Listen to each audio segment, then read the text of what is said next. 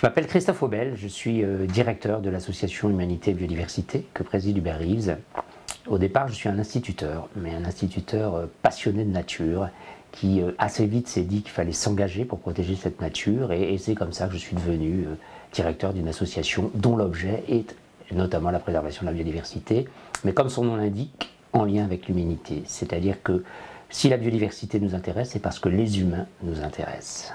Et c'est ça que nous, on va essayer de porter, le fait que la biodiversité, elle est en fait le socle sur lequel nos sociétés humaines se sont construites depuis le néolithique. On l'a oublié, on a tendance à l'oublier en tout cas, hein, notamment en pensant que la technologie peut tout résoudre, alors que nous avons besoin des services rendus par la biodiversité. Donc ça, c'est l'objet de l'association, c'est ce sur quoi nous nous battons, hein, ou sur le bâton, je ne sais pas si c'est le bon terme, mais en tout cas, on s'engage, on essaye de faire bouger les choses auprès des politiques, auprès des décideurs économiques. Et si on a un président qui s'appelle Hubert Reeves, qui au départ s'est intéressé aux étoiles, à l'astronomie, c'est un astrophysicien que tout le monde connaît, ça fait le lien avec justement ce qu'est et ce que les scientifiques nous ont appris qu'était la biodiversité. C'est-à-dire que Hubert Reeves, il dit nous sommes poussière d'étoiles, c'est évidemment le lien avec le Big Bang, hein, ce Big Bang qui fait que il y a des planètes, il y a le système solaire et d'autres systèmes solaires d'ailleurs, les planètes. Notre planète Terre qui a quelque chose d'assez particulier quand même, c'est que la vie s'est développée dessus. Alors il y a peut-être de la vie sur d'autres planètes, ça je n'en sais pas. Hubert dit souvent que c'est probable, mais on ne sait pas. En tout cas, ça paraît pas si courant.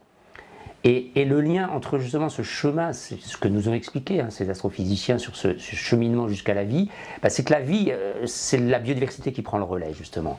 Et c'est ça que nous on essaye de porter, à la fois se réapproprier le fait que la biodiversité, on en dépend au quotidien, mais aussi que c'est une longue histoire, la longue histoire de la vie dont nous sommes évidemment, et donc se réapproprier l'idée qu'il y a une espèce de communauté de destin, entre guillemets, avec les autres espèces qui font cette planète, qui font que la vie peut continuer sur Terre. Et souvent la biodiversité, on sait qu'elle va pas bien, on sait qu'elle va mal, on dit souvent elle est en danger, et c'est vrai qu'elle est en danger, sauf que finalement c'est peut-être pas la biodiversité qui est en danger, mais plutôt la place des humains dans cette biodiversité. Donc c'est ça, nous, qui nous intéresse. Évidemment, un site comme celui d'Out of Atmosphere peut faire ce lien de façon forte, puisque ça va parler d'étoiles. Hein, et je viens d'expliquer comment, quand on parle d'étoiles, on parle aussi en réalité de la planète, de la vie et donc de la biodiversité.